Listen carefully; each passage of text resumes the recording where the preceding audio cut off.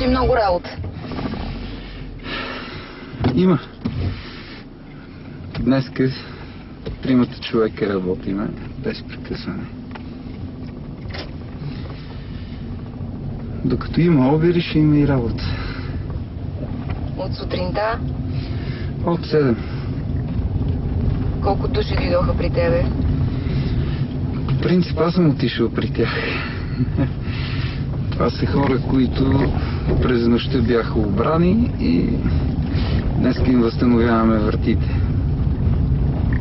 Докато са спали? 2 бяха обрани вечерта, т.е. като се прибрали от работа към 8-9, са видяли, че са разбити, съответно полиция, аз, а други още през него бяха разбили. И така. Те попирали ли са?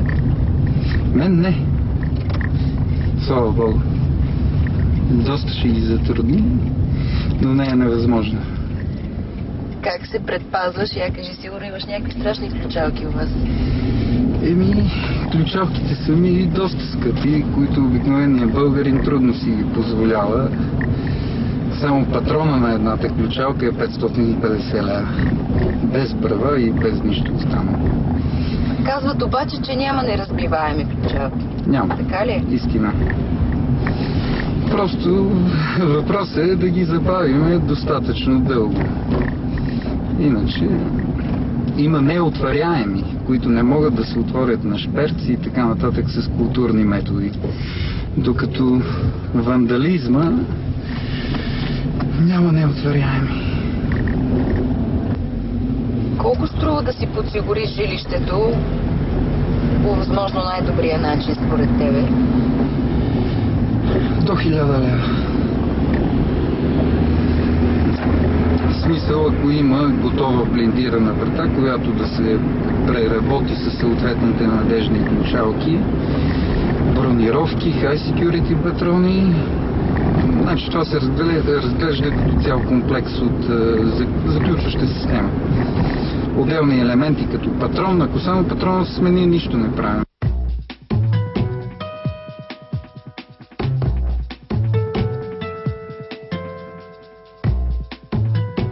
По принцип всички крадци полицията ги знае, но те се разхождат. Така че беше въпрос само да ги приберат, не да ги търсят. Колко често идват при тебе хора с разбити коли? С разбити коли непрекъснато идват. Също така идват и с по-скъпи коли, след като са си платили откупа и си ги получили обратно, да им възстановиме ключалките. Кражбите на коли за откуп продължават да съществуват. За какви откупи става дума? Казват ли си хората? Примерно един грък за БМВ, новичко беше платил 4000 евро. Преди 2 месеца в Люлин имаше 2 Audi A3 за 1 ден върнати след откуп. Тези хора търсят ли полицията изобщо да се оправят? Някои от тях да, някои от тях не. Какво се краде най-много според теб сега? Битови кражби. Апартаменти. Това е най-честото.